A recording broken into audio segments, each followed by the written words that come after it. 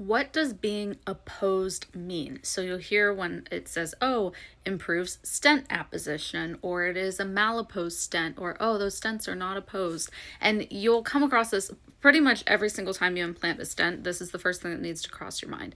It's not so, hopefully you're not seeing this for old stents, right? Because they should be endothelialized, but this is really fresh stents right after you put them in.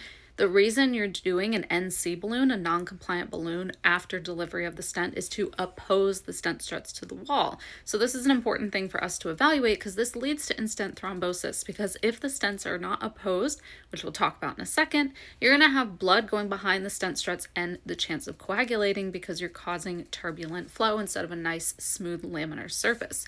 So these are OCT examples because I think it showcases some of the stent analysis best. So apposition is each single stent strut touching the intima? Is it opposed, touching the wall, or is it hanging out in the lumen? So on the left-hand side, the two examples are two well-opposed stents. All of the stent struts are touching the lumen. On the yellow, you don't see anything hanging out in the black.